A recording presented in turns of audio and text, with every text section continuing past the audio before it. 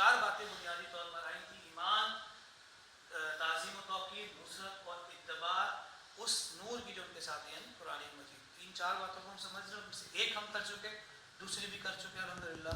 اب ہم آ رہے ہیں تیسری بات کی طرف، وہ ہے نصرت رسول صلی اللہ علیہ وسلم. نصرت رسول سے کیا مراد؟ یعنی کہ نصرت ہم کہتے ہیں مدد کو. اب یہ دیکھیں، یہ سارا خطاب ہے، وہ یاد رکھیے گا کہ اللہ تعالیٰ نے ان کے لیے کہا جو ان پر ایمان لائیں گے وہ یہ کام کریں گے. دیکھیں اس میں جو بنیادی بات یہ ہے کہ نبی اکرم صلی اللہ علیہ وسلم کا جو مقصد بعثت تھا کہ آپ اس دنیا میں کیوں آئے، اس کی تکمیل کے بعد وہ مقصد تکمیل ہو چکی جس کے لیے آپ آئے تھے، اس کو لوگوں تک پہنچانے کے کام میں اپنی صلاحیتوں کا لگانا. لیکن نبی اکرم صلی اللہ علیہ وسلم کے ایک مقصد تھا، اس مقصد کو آپ نے پورا کیا. وہ جو ذمہ داری اللہ تعالیٰ نے محمد کو دی تھی صلی اللہ علیہ وسلم، کیا دی تھی کہ اے نبی بلغ ما انزل الیک من ربک، پہنچا دیجیے جو کچھ آپ کی طرح رب کی طرف سے نازل ہو رہا ہے. ان سب کی ذمہ داری دی گئی تھی، وہ آپ نے پہنچا دی، اس میں کوئی شک نہیں. وہ آخری خطبہ حجۃ الوداع میں آپ نے وہ سب سے عہد بھی لے لیا کہ پہنچا دیجیے یہ چیز ان کی طرف. اور جس کو کہا گیا تھا کہ بہت بڑی ذمہ داری ہے نبی ہم آپ پر ڈال رہے ہیں، یا رسول، یہ جو اے رسول، یہ جو آپ کو ذمہ داری ہے، ان سنلقی علیک قولا ثقیلا، ہم بہت بڑی ذمہ داری ہے، بہت بڑی بھاری ذمہ داری ہے جو آپ پر ڈال رہے ہیں. تو وہ ذمہ داری نبی اکرم صلی اللہ علیہ وسلم نے نبھائی اور اس کو منتقل کر دیا کن پر؟ ہم تک. اور یہ بات آپ نے کہاں فرمائی؟ آخری حجۃ الوداع میں. اور کیا جملہ کہا؟ فَلْيُبَلِّغْ شَاهِدِ الْغَائِبَ، پہنچائیں وہ جو یہاں ہیں ان کو جو یا نہیں. یہ بات آئی اس میں، اور اتنی تاکید کر دی بلغوا عنی ولا آیا، پہنچاؤ میری جانب سے چاہے ایک آیت. ٹھیک ہے، اس کو قرآن مجید میں ہم نے بہت دفعہ، یہ ہم جب ابھی مطالعہ کر رہے ہیں اس میں یہ آیت گزر چکی ہے کہ اللہ تعالیٰ نے باقاعدہ امت مسلمہ کے لیے یہ ایک چارٹر کے طور پر دیا ہے. اور وہ کیا کیا ہے؟ ہم سورہ بقرہ میں پڑھ کر آئے تھے. جب بنی اسرائیل سے خطاب کرنے کے بعد ہم نے پڑھا تھا سورہ بقرہ میں، آپ کو یاد ہوگا کہ 10 رکوع مسلسل ہیں، اس کے بعد 2 رکوع حضرت ابراہیم علیہ السلام کی شخصیت کے ہیں. اس کے بعد اللہ تعالیٰ نے جو امت مسلمہ کو مخاطب کر کے کیا ہے کہ وَكَذَلِكَ جَعَلْنَاكُمْ أُمَّةً وَسَطًا لِتَكُونُوا شُهَدَاءَ عَلَى النَّاسِ وَيَكُونَ الرَّسُولُ عَلَيْكُمْ شَهِيدًا. اور اسی طرح سے ہم نے تمہیں کیا بنایا ہے؟ امت وسط، جس کو ہم بہت سے ترجمے اس کے وہ بہترین امت، درمیانی امت، جو بھی آپ ترجمہ کرنا چاہیں. لیکن بنایا کیوں ہے؟ تاکہ شہداء علی الناس، تم گواہ ہو جاؤ نو انسانی پر، وَيَكُونُ الرَّسُولُ عَلَيْكُمْ شَهِيدًا، اور رسول گواہ ہو جائیں. یہ وہ ذمہ داری تھی جس کو اللہ تعالیٰ نے واضح کر دیا قرآن مجید میں، اور اسی کو نبی اکرم صلی اللہ علیہ وسلم نے اس انداز میں پہنچا دیا کہ پہنچاؤ میری جانب سے چاہے. یہ وہ ذمہ داری شہادت علی الناس، لوگوں تک اس کا حق ادا کرنا جو نبی اکرم صلی اللہ علیہ وسلم نے اپنی زندگی میں ادا کیا صحابہ کو. صحابہ سے آگے وہ بات کہی فَلْيُبَلِّغْ شَاهِدَ الْغَائِبَ، پہنچائیں وہ جو یہاں ہیں ان کو جو یہاں نہیں ہے. اور یہ کوئی چھوٹی موٹی بات نہیں ہے، قرآن مجید میں اس کی بہت، جسے کہنا چاہیے نا، گرزا دینے والی آیت سورہ نساء میں ہم پڑھ کر آئے ہیں. کیا ہے کہ نقشہ کھینچا جا رہا ہے آخرت کا، قیامت میں جو معاملہ ہونے والا ہے وہ کیا ہے. دیکھیے آیت نمبر سورہ نساء کی جو ہے 41، یہ قرآن مجید میں 3 مقامات پر آئی اس طرح سے ملتی ہوتی ہے جس میں یہ محاسبے کا ذکر ہے. وہ کیا ہے؟ فَكَيْفَ إِذَا جِئْنَا مِن كُلِّ أُمَّةٍ بِشَهِيدٍ وَجِئْنَا بِكَ عَلَىٰ هَٰؤُلَاءِ شَهِيدًا. اے نبی اس دن کیا ہوگا جس دن ہم ہر امت میں سے ایک گواہ کھڑا کریں گے اور آپ کو گواہ بنائیں گے ان کے خلاف. کون ہے؟ میں اور آپ. یہ وہاں گواہی دینی ہوگی. پوچھیں گے نبی کہ جو دین تمہیں دے کر آیا تھا کیا کیا؟ صرف تم جو ہے میری حمد و ثنا کے جو ہے وہ بڑے بڑے القاب ہی کرتے رہے ہو یا کچھ کر کے بھی آئے ہو میرے لیے لے کر آئے ہو؟ کیا جواب ہوگا؟ یہ وہ آیت ہے جس پر نبی علیہ السلام کے آنسو نکل آئے. تصور کریں حضرت جو کعب ابن مالک میرے خیال میں نام شاید بول رہا ہوں صحابی کا، ان کو نبی صلی اللہ علیہ وسلم نے کہا کہ مجھے قرآن سناؤ. تو کہنے لگے کہ نبی آپ کو میں قرآن سناؤں؟ آپ کو تو قرآن نازل ہوتا ہے. تو آپ صلی اللہ علیہ وسلم نے فرمایا مجھے کسی اور سے قرآن سن کر کچھ اور لطف آتا ہے. اب دیکھیں صحابہ بیٹھے ہیں، نبی صلی اللہ علیہ وسلم بیٹھے ہیں، وہ کہتے ہیں کہ میں نے سورہ نساء اول سے تلاوت کرنا شروع کی، اور جب میں اس آیت پر پہنچا ہوں فَكَيْفَ إِذَا جِئْنَا مِن كُلِّ أُمَّةٍ بِشَهِيدٍ وَجِئْنَا بِكَ عَلَىٰ هَٰؤُلَاءِ شَهِيدًا. تو نبی صلی اللہ علیہ وسلم کی آواز آئی ہے حسبک حسبک، ٹھہر جاؤ ٹھہر جاؤ. کہتے میں نے جب نگاہیں نیچے نگاہیں تھی جب اٹھائی ہیں تو نبی صلی اللہ علیہ وسلم کی آنسو کی لڑی مجھے کھڑا ہونا پڑے گا دوائی کے لیے. یہ گلے گلزار کی کہانی نہیں ہے دین. یہ نبی اکرم صلی اللہ علیہ وسلم کی سیرت کا معاملہ ہے. یہ ہونا ہے. یہ آپ قیامت کا رکشا کہتا جا رہا ہے کہ اللہ تعالیٰ کو کہانی نہیں سنا رہے مجھے اور آپ کو اپنی کتاب میں. یہ ہے وہ ذمہ داری نصرت دین. اس کو سمجھیے کہ اس کی عملی تقاضا کیا ہے. دیکھیے یہ ہے وہ بات تبلیغ کا بار گرا جو نبی اکرم صلی اللہ علیہ وسلم کرتا جس کو قرآن کہہ رہا ہے. دیکھیے قرآن مجید اللہ تعالیٰ کہہ رہے ہیں اتنا سا نلقی علیک قولا ثقیلا. تو واقعتاً یہ کوئی آسان کام نہیں تھا نبی صلی اللہ علیہ وسلم کے اوپر.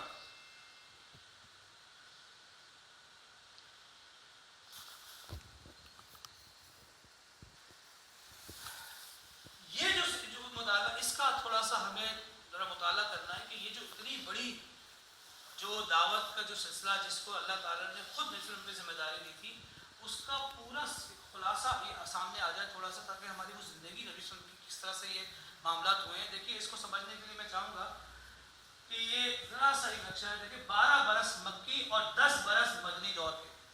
مطلب یہ میں آپ کو صرف اس وقت ڈیپتھ میں نہیں جا رہا. یہ صرف ایک اسکیچ سا تھوڑا سا آپ کے سامنے رکھ رہا ہوں. اس میں تو میرے خیال میں کوئی ایسی کوئی نہیں ہے. 19-20 ہو سکتا ہے. 19-20 جو ہے وہ اس معاملے میں جو ہے وہ ہو سکتا ہے.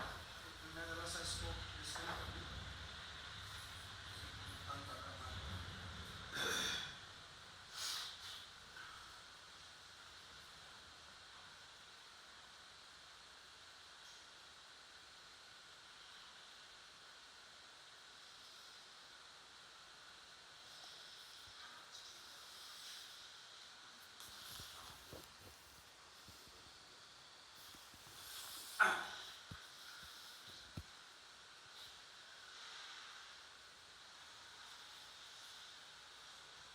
یہ 12 برس مکی دور کے اور 10 برس یہ ملا کے ٹوٹل یعنی 610 عیسوی میں نبی اکرم صلی اللہ علیہ وسلم پر جو ہے معتاد کہہ رہا ہوں مطلب 19-20 ہوگی. ایسی بات ہے کہ تاریخی روایت ہوتی ہے اس میں پلس مائنس ہوتے ہیں. اور 632 عیسوی میں آپ صلی اللہ علیہ وسلم کا وصال ہوا. تو یہ ٹوٹل کتنے برس بنے؟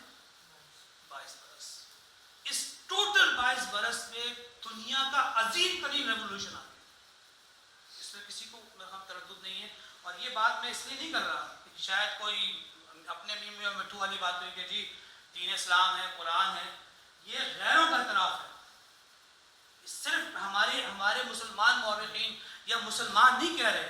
یہ وہ لوگ کہہ رہے ہیں کہ بے شمار. یہ اصل میں لے کر آیا تھا آپ کے لیے نصیب کاپی میں رہتے ہیں 6 صفحات پر ہے. تقریباً 30 قسم جو ہے مستشرقین ہیں ان کے نام ہیں اس کے اندر. انہوں نے اعتراف کیا. آپ کو پڑھنا چاہیں تو بے شک دیکھ لیجیے گا. میں آپ سب کا ذکر نہیں کر سکتا تو یہ بہت لمبی کہانی ہو جاتی ہے. لیکن جو مطالعہ کرنا چاہیں وہ اس سے مطالعہ کریں. اور یہ مجھے اللہ تعالیٰ یہ کافی سرچ کر رہا تھا اردو میں ان کے کمنٹس کے ساتھ. تو اس میں بہت بڑے بڑے نام ہیں. یعنی اور واقعہ یہ ہے کہ جو انہوں نے الفاظ کہے ہیں تو اس کے اندر جو ہے انہوں نے جو ہے اس معاملے کو جو ہے وہ لیا ہے. تو بے شمار ہے. میں اس کا ذکر نہیں کر رہا لیکن یہاں موجود ہیں بڑے بڑے لوگ. لیکن ان میں سے ایک کا میں ذکر کروں گا کیونکہ اصل میں وہ بڑا یونیک پرسنالٹی ہے. کیونکہ 18ویں صدی کا جو ہمارا اینڈ ہے اس سے پہلے تک تو نبی صلی اللہ علیہ وسلم کی ذات پر بڑے رقیق حملے کیے لوگوں نے. لیکن جب یہ انقلابات ہے نا انقلاب فرانس تو فلاں تو فلاں پھر نبی صلی اللہ علیہ وسلم کی اہمیت کا اندازہ لوگوں کو ہوا کہ یہ معاملہ تھا کیا. اس پر پھر لوگوں نے کتابیں لکھی ہیں. اور جرمن ایک مصنف ہے اس نے تو 3 جلدوں میں سیرت سے کتاب لکھی ہے. لیکن یہ کہ میں صرف آپ کو جو ہے 19 سمجھیے کہ 50s میں جو ایک کتاب چھپی تھی بہت مشہور ہے اور آپ میں سے بہت لوگوں نے پڑھی بھی ہوگی. اس کا تعلق جو ہے وہ ہے دی 100. یہ بڑی یونیک کتاب ہے. دی مائیکل ہارٹ اس کے مصنف ہیں. یہ صرف میں اس لیے نقل کر رہا ہوں کہ انہوں نے جو بات کہی ہے وہ تمام لوگوں سے بڑی ڈفرینٹ ہے. صرف سمجھانے کی یہ شخص جو ہے اس نے کیا کہ آج تک حضرت آدم بلکہ سے لے کر اور اب تک جتنے بھی دنیا کے ذریعے لیکن دی موسٹ انفلوئنٹل جو پرسنالٹیز ہیں جو پرسنز ہیں ان کو اس نے جمع کیا نوع انسانی کی تاریخ کے جنہوں نے انسانیت کا رخ بدلا ہے. آپ اندازہ کیجئے اس پوری تاریخ انسانی کے اندر یہ وہ 100 لوگ جمع کر سکا. آپ حیرت کر سکتے ہیں جنہوں نے رخ بدلا ہے کسی معاشرے کا. اور اس کے اندر جو ہے اس نے گریڈیشن قائم کی ہے. جی آپ کچھ کہہ رہے تھے؟ جی ترجمہ بھی ہے یہ انگلش میں موجود ہے بالکل. جی 100 بڑے آدمی. یہ مائیکل ہارٹ کرسچن ہے, بات کرنا چاہ رہی ہے, امریکن کرسچن ہے. یہ شخص جو ہے اس نے کیا کیا, 100 عظیم ترین لوگ جمع کیے پوری انسانی تاریخ میں, دنیا کے عظیم ترین لوگ. پھر اس میں عظیم ترین کون ہے, اس نے اس میں گریڈیشن قائم کی ہے. تو آپ اہمیت کا اندازہ کر لیجئے, 100 تو ہیں پوری دنیا میں عظیم ترین, اور پھر ان میں عظیم ترین کون ہے. آپ حیرت کریں گے کہ یہ شخص باوجود عیسائی ہونے کے سب سے پہلا نام لے کر آتا ہے محمد رسول اللہ صلی اللہ علیہ وسلم. اور اس نے جو ایٹریبیوٹ پیش کیا, اس کی ذہانت کی دلیل ہے شخصی. اس نے جو بات کہی, اور وہ اس نے جو بات کہی وہ یہ تھی کہ یہ جو میں نے چوائس کی ہے محمد, یقیناً میرے جو برادری کے لوگ ہیں مجھ پہ کرٹیسائز کریں گے, مجھے ریزن دینی پڑے گی نا, ایسے تو نہیں الٹ اپنے ان کا نام لے کے آیا. تو اس نے جو ریزن دی ہے کہ this is because he is the he who was the supremely successful both the religion and secular levels. یہ کیا چیز ہے, یہ ہم اس کو پڑھ کے گزر رہے ہیں, ہمیں سمجھ میں نہیں آئے گا, لیکن جب تھوڑا سا میں سمجھاؤں گا تو آپ کو سمجھ میں آئے گا کہ یہ بات کیا کر کے چلا گیا. اس نے کہا کہ دور جدید کا جو آج دور جدید کا جو ذہن ہے انسانیت کا, انسانیت کے بارے میں, وہ آج 2 حصوں میں بٹا ہوا ہے. وہ کیا ہے, ایک ریلیجیس لیول ہے اور ایک سیکولر لیول ہے, جس کو آپ کہتے ہیں اجتماعی زندگی. تو جو ریلیجیس لیول ہے اس کے اندر 3 چیزیں آتی ہیں, عقیدہ, عبادات, رسومات, ڈوگما, ورشپ اور ریچولز. یہی ہے نا. دیکھیے انسان کا جو مذہبی گوشہ ہے اس میں 3 ہی چیزیں ہیں. یا تو وہ عقیدہ ہوگا, ایک خدا کو مانیں گے, 2 کو مانیں گے, کوئی کسی کو تسلیم کا قائل ہوگا, یہ عقیدہ نا. اور دوسری کیا چیز ہے, عبادات کریں گے. ہر مذہب کے اندر ان کی عبادت کا طریقہ موجود ہے. اور تیسرا کیا, کچھ ان کی ریچولز ہیں, بچہ پیدا ہوا ہے, شادی کیسے کرنی ہے, وہ چرچ میں جائیں گے, مسجد میں, یا جو ہمارے طریقے کار ہیں وہ سب اس طرح کے ہندوؤں کے جو ہے مہندی, یوگتن, یہ سب ان کی رسومات ہیں, ہے کہ نہیں. تو ایک ہے وہ مذہبی لیول, اور تیسرا کیا ہے سیکولر. اس میں کیا ہے, سیاست, معاشرت اور معیشت, جس کو آج کی اصطلاح میں آپ کہتے ہیں سوشو پولیٹیکل اکنامک سسٹم. یہ آپ کہتے ہیں نا, آج کی اصطلاح میں یہی ہم کہتے ہیں نا. یہ 3 چیزیں کیا ہیں, یہ سیکولر لیولز.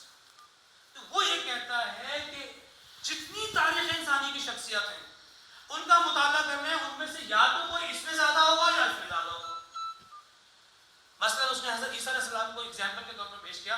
اس نے کہا کہ حضرت عیسیٰ علیہ السلام کی جو شخصیت ہے وہ عبادات میں, تقوی میں بہت آگے, لیکن کوئی نظام پولیٹیکل نہیں قائم کر سکتا, کوئی معاشی سسٹم جو ہے معاشرے کو نہیں دیا جا سکا, کوئی جو ہے معاشرتی نظام جو ہے وہ برپا نہیں کیا جا سکتا.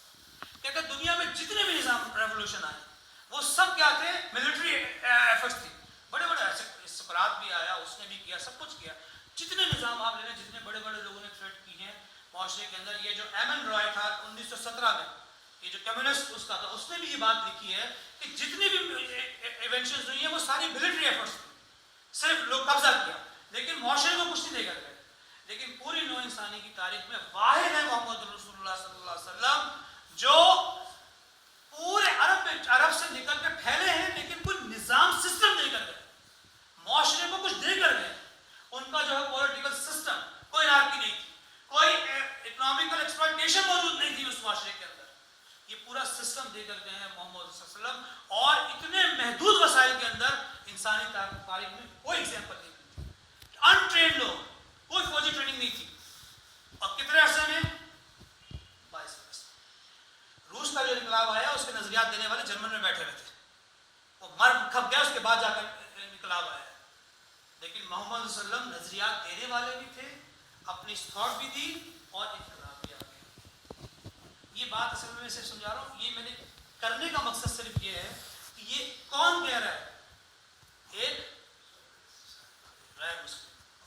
ہم تو بظاہر سی بات ہے کہ بہت کچھ کہہ سکتے ہیں اس معاملے میں.